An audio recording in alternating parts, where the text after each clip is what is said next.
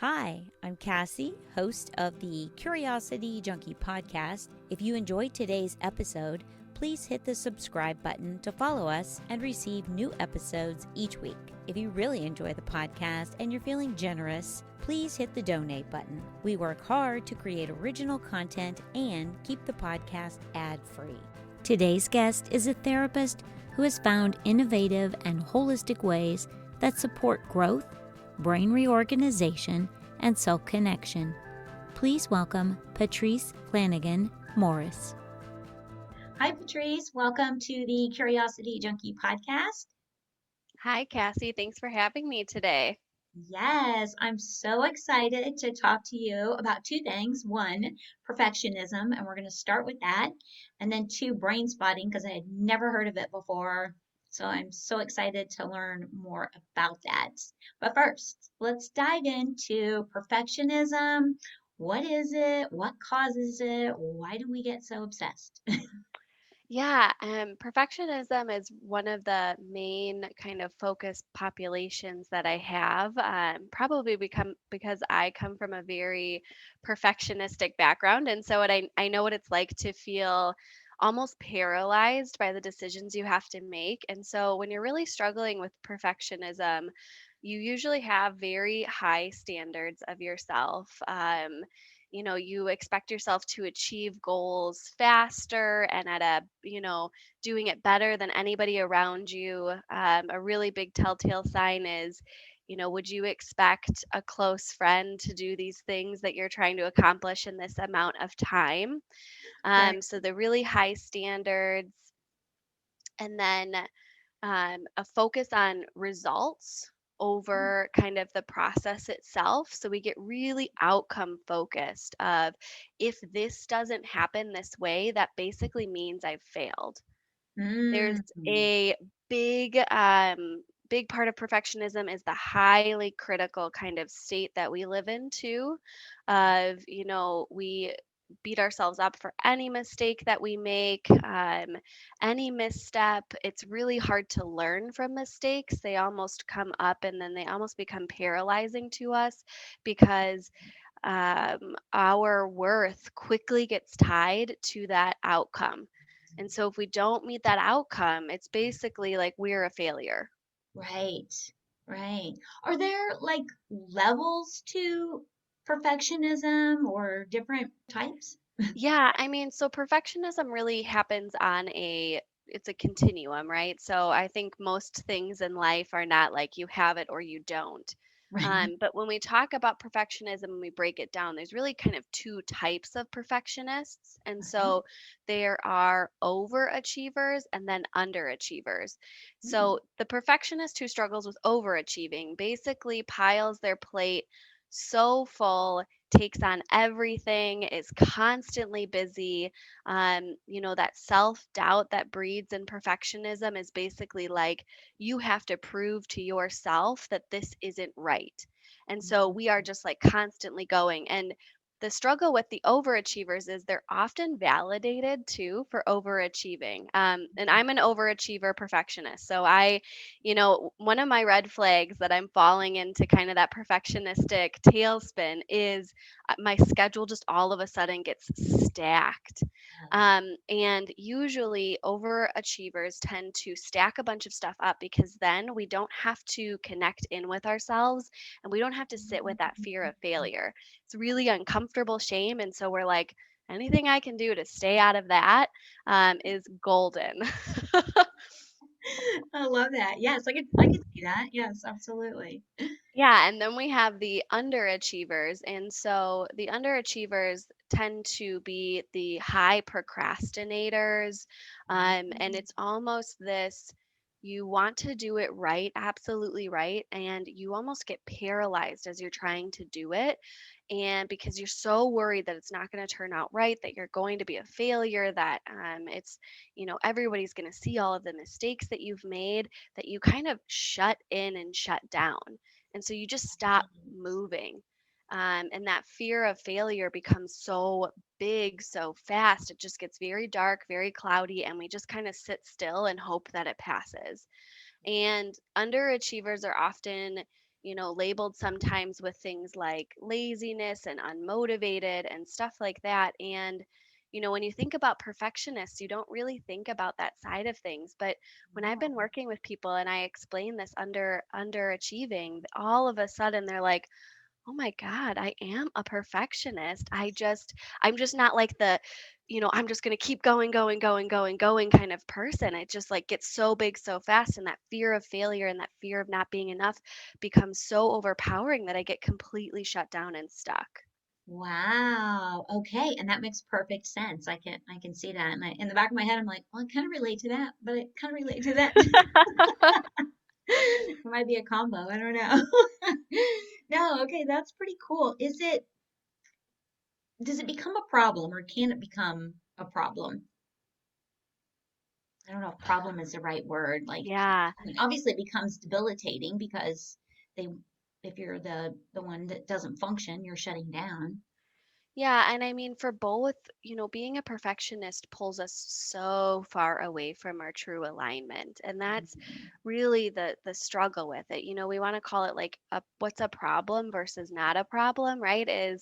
Most perfectionists are still able to get their job done. They're still able to function in life, but it's kind of asking yourself, is it a problem for you to be constantly living your life based on other people's standards?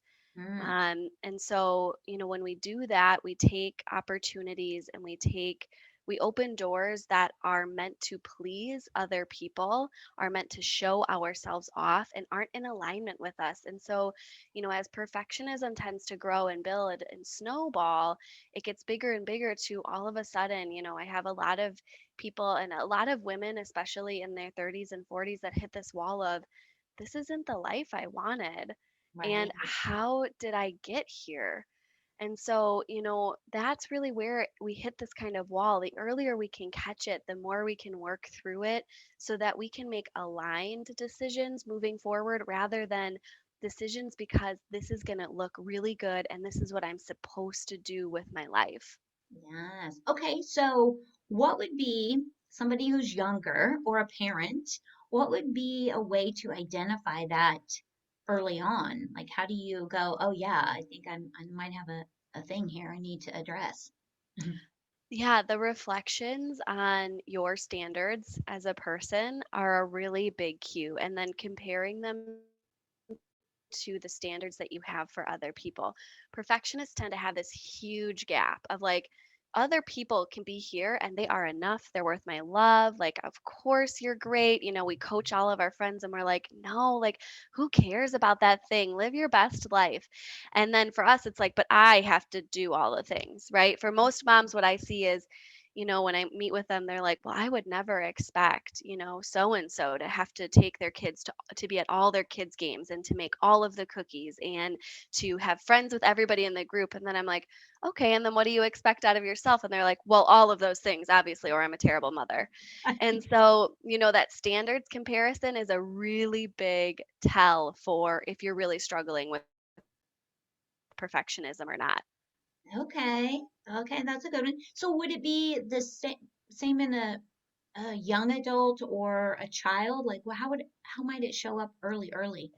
Yeah, really early. Kids who, this is generally where a lot of perfectionism comes, is actually our social conditioning. And so sometimes that's from, the school setting or just our environment. A lot of times from a really young age, it's our family. And so, perfectionism in kids comes up as if you have a really good, quote unquote, good kid.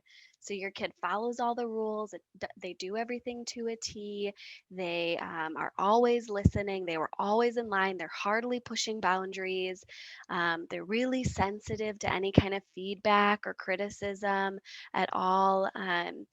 Those are really big cues. And we think, well, oh, your kid is just so well behaved, or oh, they're so mature for their age. And Yeah. usually it's because they have this paralyzing fear of, making a mistake, and that they Mm, need to be this really good, perfect kid that stops them from pushing boundaries. And kids naturally learn and grow and really flourish as people to push boundaries, to test limits, to, see who they're going to be moving forward, to see if that's accepted or not. Mm. And so that's what you'll see when they're really, really, really young. And then, when we shift to 20 somethings or late teens, it usually looks like very, very high anxiety. And social anxiety, all of that kind of wraps into it because it's this idea of I am not good enough as a person. And so I'm always anxious about every little thing. Okay, and that was going to be one of my questions. Is it tied to anxiety or is it a form of anxiety? So, yes, it can Yes. show up like anxiety. Perfectionism and anxiety are best friends. Anxiety is the fear of you're going to fail. And so perfectionism is the shield of, okay, I'll take care of it and let me just do everything exactly right and then it'll be fine. And so, they're like sitting in the background talking to each other, and anxiety is like, no, I really think we're going to fail this class. I think we're going to fail it. And then guess what? Everyone's going to look at us and they're going to know that we shouldn't have even tried. They're going to know we shouldn't have tried. Why did we try? And so perfectionism is like, okay, we'll just stay up all night and we'll spend all day just an outrageous amount of time on a paper that, if we weren't sitting in that anxious state, we would be able to crank it out. It's like 3 pages, but all of a sudden it takes us 5 hours. And so then we get judgmental and critical about the amount of time that it's taking. And perfectionism and anxiety just snowball into this huge thing that, can really make us just feel like we're going to collapse in. Yeah. Oh my gosh. Okay. So, I did not realize that they were connected and like best friends, and it makes perfect sense. And Yeah. as you're talking, I'm thinking about my own kids going, okay, yeah. Sorry, Jake and Kelly. And it's just a cue to like check in and start, challenging our kids to get a little uncomfortable with making mistakes and even asking, how do you feel about making mistakes? And starting to teach our kids that mistakes and failing and all of that stuff are really healthy things. I mean, most of us learn more through our failures and our mistakes than we Absolutely. ever do from our successes. Yeah, absolutely. Hands down. It's the best way to learn because you go, oh, Hmm. that's not going to happen again. Okay. So, let's say someone's in that kind of anxiety cycle being triggered by the perfectionism. What can someone do to kind of walk themselves back from the ledge and regroup? Yeah, that first key is really awareness that it's going on, which is often really challenging for people when they're stuck in it because the beliefs are so heavy and so high. Mm, So, what I tell people is a better gauge to check in with yourself is checking in with your body. Your okay. body is going to tell you a lot more, and you're not going to fall into the feeling as much than you will when the story starts running through your mind. Mm, So, because perfectionism and anxiety are kind of showing up together, it's that, really all of a sudden you get like really warm, your hands are really sweaty, your heart's racing, your stomach tightens, your back starts to hurt. Like, all of those things that are showing you my body is getting into fight or flight right now. What's going on? Um, and so sometimes that's like looking at the assignment that is sitting right in front of us and, kind of coaching ourselves through it. Like, it's okay to be afraid. It makes sense to be afraid. And I think you're putting a lot of pressure on yourself. mm, All we can do is the best that we can do right now. yeah, So if coaching yourself doesn't work, for a lot of people when they're starting this out, it doesn't right. because they have such a deeply ingrained belief of not being enough that even when they say those things, they're like, and you should be able to do it Oh. better than you're doing it right now. Right. It's like, oh God. Uh, So, how we kind of refocus that is we get back into the body, right? So, how can I calm my body down? When my body calms, my mind will naturally go with it. And so, there's a lot of different ways to do that. I'm a body based therapist. I'm all about being in your body.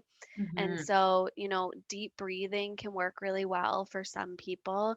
Your inhale should be longer than your exhale. mm, Um, five finger breathing is actually one of my favorites. So you take your hand Mhm. and you trace up each finger. And when you, on the up, you inhale. And then once you hit the tip of your finger, you exhale.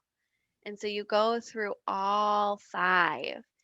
And it gives you not only the breath work, but also a visualization. So it really takes a lot of your energy into this one activity. Yes, and I can see it refocusing your thoughts too, because you're not Yeah, caught up now in that cycle going on in your head. You're thinking about tracing your fingers and, right. ooh, that's a good one. Yes, exactly. That's really what we want to do is like get out of your head because the story is, before you've done, and this is like where the brain spotting kind of comes in, before you've done the processing of what's driving this, what's holding this, all of that stuff, the story is just going to be too powerful. It's going to suck you in. And so just don't even deal with it right now. Worry Yeah. about that later. For right now, just work on like, I can calm my body down. I have a couple of people that will have a couple yoga moves that they Mm, do. And they just do those for like 5 minutes and it just kind of helps reset their nervous system a little bit. yes. Oh, I like that a lot. And they're simple things that you can just put into play fairly quickly. And like you said, it's sometimes it's going to work and sometimes it might not work as quickly, but they Hmm. are that's something someone could at least attempt on their own. And you brought up brain spotting, so I want to dive into that. I was doing a little reading on it and I'm like, "Ooh, fascinating." So let's talk about what it is, because I'm sure there are a lot of people like me out there that have never heard of it before. Yeah, brain spotting is the most amazing thing that I have found as a therapist. I was in, like I said, I was a highly anxious, highly perfectionistic person. And I was in a lot of different therapies. So I tried like DBT, I tried mindfulness, like I could get none of it to stick because I would sit and my mind would just run and run and run and run and run. Mm. And it got so bad that I was giving myself stomach ulcers and Oh, like dietary issues because that's what anxiety does. It pumps a bunch of acid into our stomach. And so I found brain spotting when I was in graduate school. One of my professors was a brain spotter, and I was in a trauma counseling class. And so they talked about it there. And what brain spotting really is it's a mind body therapy that works with your emotion brain instead of your thinking brain. And in working with that emotion brain, what we're doing is we are processing old narratives and old stories. We are reorganizing them in the brain. And sometimes that looks like gaining perspective on a situation, new understanding on a situation. Sometimes it's just grieving so that we can shift the past to stay in the past so it's not coming up in the present day. And in that reorganization, what we're doing is we're breaking down whatever that file is behind I need to be perfect. And that file, I tell people, is like these core beliefs. So I'm not good enough. I'm not worthy. If I don't do all of this stuff, I won't be loved. I'll be abandoned. And as we flip through that file, your brain is going through and reorganizing all of those pieces of paper that we're pulling out. So it no longer hangs out in that file anymore. wow. Okay. It sounds like quite a process, is it? It's actually can be really fast in therapy terms. So, when we talk about like the perfectionism and anxiety and it coming from social conditioning from a really young age, most people can't talk through that. First, because most of them don't know that that's where it's coming from. And second, because most of that lives in that lower part, in that emotion part of our brain. And Mhm. so, what brain spotting does is it kind of gives us a fast track to bypass the talking, bypass the analyzing, like we're letting it all go and we're embracing uncertainty as we like journey into this felt sense of needing to be perfect all of the time. And so we find a spot in the body that you feel it, and then we find a spot in your field of vision that you feel that the most. And it unravels pretty quickly. Depending on like your level of trauma and what you've been through throughout your life will depend on the amount of time that it obviously takes to unwind some of that. But Like for me, 5 sessions and I felt a ton different. I still had a lot of that conditioning and needed to keep doing my work, but all of a sudden, I could see things that I never saw before.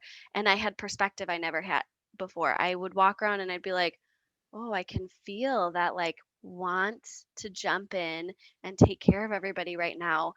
And I had a whole new opportunity to take a step back and slow down and take care of myself first. Yes. Okay, so it really kind of brings you back to the self-awareness piece. Like you really can Yeah. identify, here's the spot or here's what's going to start happening. And Yeah, it's like it's twofold. So what I tell people with brain spotting is I've noticed that people shift through two kind of stages. The first one is increased self-awareness. So now you can do something about it. And then right. the second one is decreased activation. And that kind of means like you have less of that drive to get pulled in. And so where before you were at like an 8 out of 10 of anxiety around this situation, now you're at like a 1 or a 2, and you Mm, can deal with a 1 or a 2 is easy compared to an 8. My yeah. people who move from an 8 to a 1, they're like, I don't care if this is never a 0 because a 1, I can go, hello, old friend. We don't need you right now. Thank you. And I can move forward with my day. With an 8, I'm hijacked and I cannot do anything except for think about that thing that makes me anxious.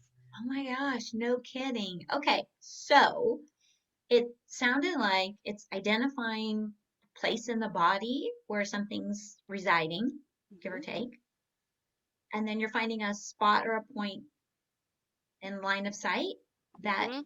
like triggers that or what? Yeah, so our eyes, the muscles around our eyes are connected to our optic nerve that goes directly in the back of our brain, and that's actually where our survival system is. So by Mm, using our visual field, what we're trying to do is completely bypass the thinking brain. We're like, we don't need you today, friend. We're just going to go see what's over here for right now. And so that visual field is really where that file is being held.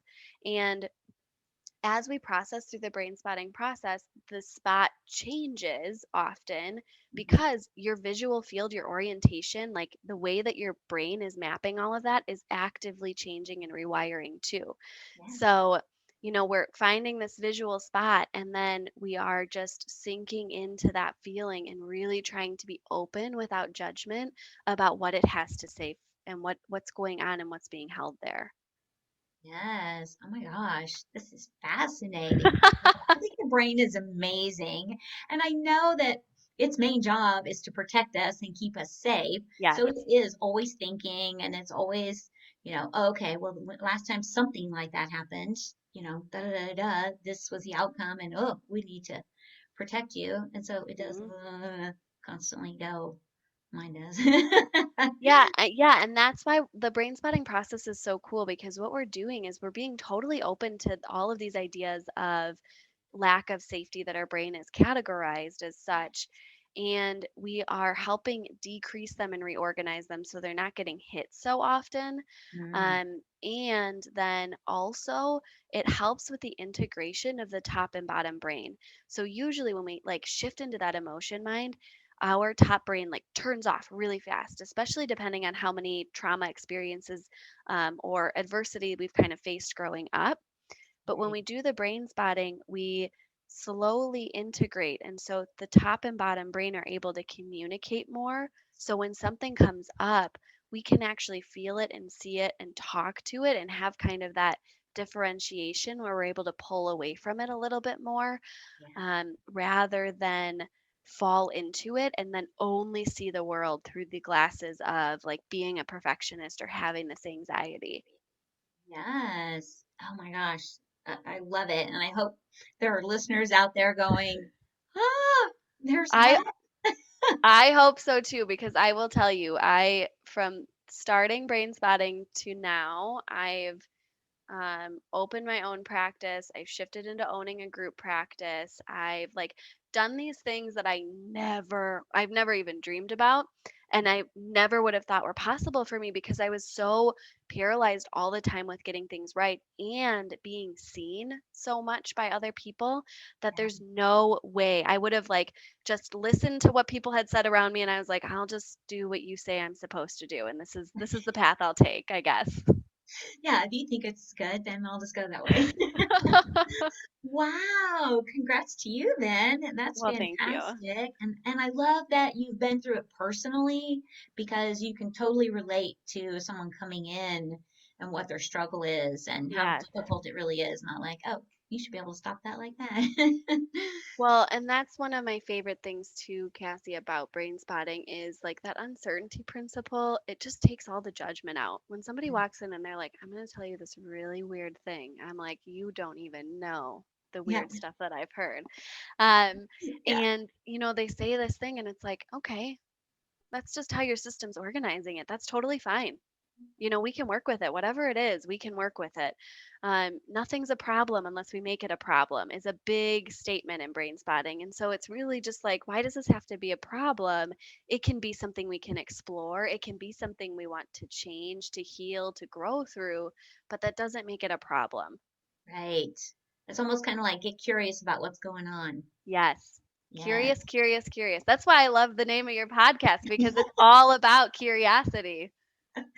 Right. And I talk to a lot of therapists and psychotherapists, and there's a lot of that. Like, you really just have to get curious and ask questions Mhm. about what's happening in the moment.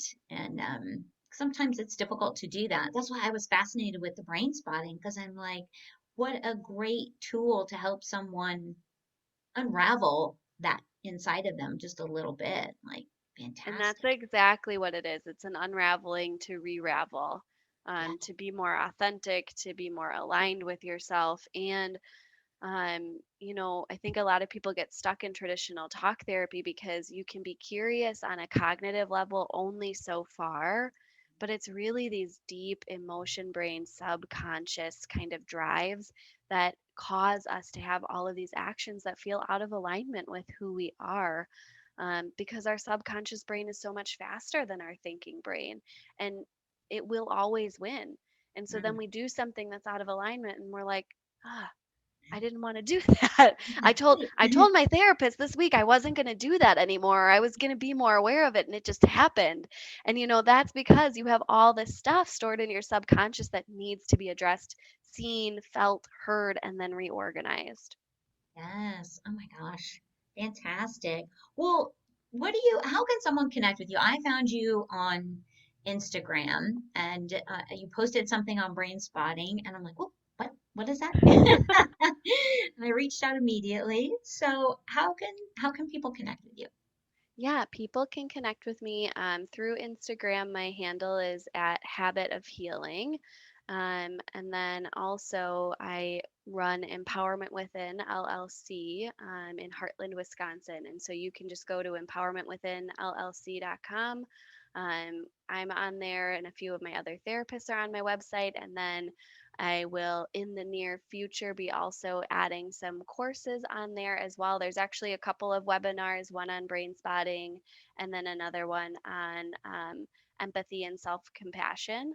Mm, And so those are available there. And hopefully, in the near future, we'll be getting some like worksheets and different courses out too.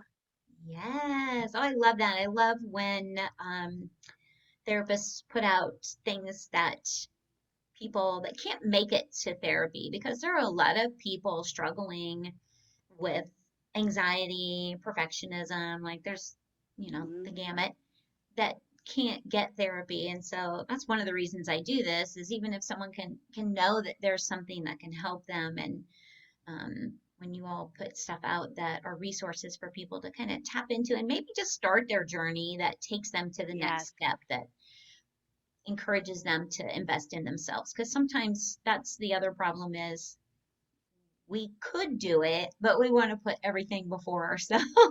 Well, and like what a statement for perfectionists, I that's the biggest thing. I have people come in and they start getting really sidetracked with everybody else in their life, and I completely normalize that. It is so much easier to put other people first than it is ourselves, and it's just that, like, slowing down, connecting in, and trying to give yourself that chance. Like, you have a part of you that knows that something could be different.